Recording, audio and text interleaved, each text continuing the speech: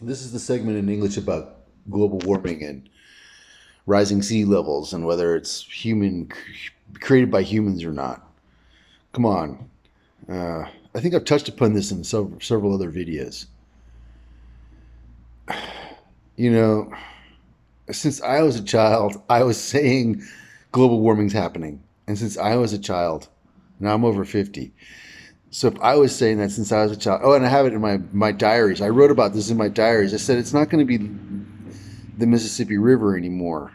It's going to turn into Lake Mississippi, where eventually what's going to happen is there'll be so much rainfall from polar caps melting that the Mississippi River will flood and it'll turn into like a pontoon situation, a very shallow lake for 9 months of the year, and it'll dry up for 3 months of the year until it eventually turns into a full-fledged lake and won't dry up anymore. Certain areas will just become permanently flooded like Louisiana already is.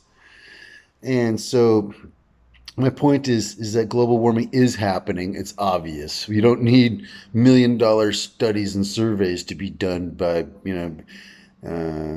people who aren't sure, doubting Thomases. And not only is global warming happening, but it is human caused. All you need to do to understand, without any of those $1 million studies and or $1 billion studies and all these environmental impact surveys and all this bullcrap that people put us through. Oh, why were we put through that? Hold on before I get there.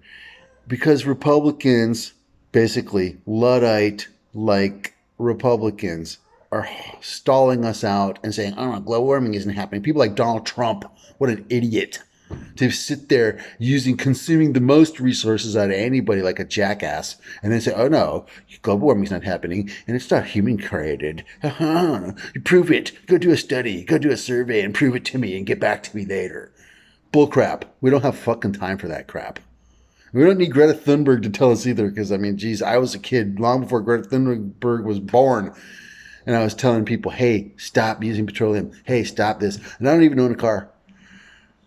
I don't have a car and haven't had a car in years and years and years, and I'm trying to actually use as minimal amounts of resources as I can on purpose so that I'm not participating in global warming. I can say I'm doing my part to not participate in global warming and not cause it. Thanks. What about you? Now getting to the simple empirical data of global warming and not needing to do $1 million environmental impact surveys and stuff. 500 years ago, there was nothing but trees and human beings. Human beings and trees are needed together to coexist to create the environment that we have. Oxygen is created by plants and CO2 is created by humans. And the interchange of gases creates humidity, creates moisture. So obviously, 500 years ago, the human being was doing good because there was lots of trees. There was no factories. There's no trucks or buses or trains or planes and coal burning factories and nuclear power plants and all this stuff basically heating the earth up. Oh, and millions of car motors everywhere burning at 400 degrees Fahrenheit or whatever the hell all day long driving around. Obviously, that's created global warming. Come on. So, and back then, because of the higher content of trees on the face of the earth, obviously there's a higher content of oxygen in the atmosphere. The atmosphere, by the way, is not doing too good. In case you hadn't checked, the ozone hole is getting bigger. And in case you don't know what that means our atmosphere is escaping into outer space because of a hole that we created because we're stupid because we want to put on hairspray. Yeah, great one. So yeah, the ozone hole is getting bigger and we're losing our atmosphere. Not a good thing. But getting back to this. So obviously 500 years ago, if there's more oxygen in the world, the human being even was healthier because your red blood cells need oxygen in order to do their duty. And their duty is to protect your body. It's called the immune system. So without proper oxygen content, your blood cells can't do their job properly. And obviously, in this modern world, because there's less trees, people are getting sicker and for stupider reasons. And before there weren't really hospitals. Now we have hospitals everywhere. Why? Because everybody's getting sick because nobody's healthy because their red blood cells can't do their job because there's no oxygen content in the atmosphere. Stands to reason. So you don't need multi-million dollar environmental impact surveys, and you don't need people like Donald Trump or any other stupid lion sack of shit politician to tell you a story. you can see it for yourself and you can feel it for yourself in your own body.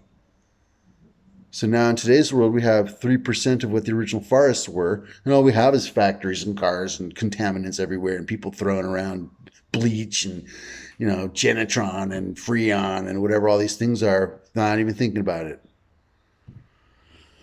Yeah, so of course everybody's getting sick, and of course the oxygen, the earth is getting warmed, and of course it's because of human activity. It's undeniable.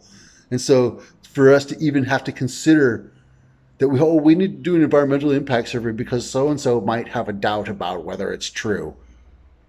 Give me a break. We don't have the time for that crap anymore. And as a species, we're not proving that we're too smart or we're very evolved or high up on the food chain, to tell you the truth. Because if we can't even figure out that we need to stop doing all this contamination and actually protect our earth, if we can't figure out how to do that, we're never going to survive as a species to get off to another planet. That's just ridiculous thought. So people really need to get together and make a conscious decision to not use contaminants and not screw our environment up and not create a larger ozone hole than already is and stuff like that. We need to get together and do that right now. All this other crap, posture, oh yeah, we need to find out how much Donald Trump's hotel lost and all this crap. Who cares? That crap doesn't matter. And anybody who sidetracks us should just be shelved, not listened to. Yeah, you're hit. Don't listen to this person at all.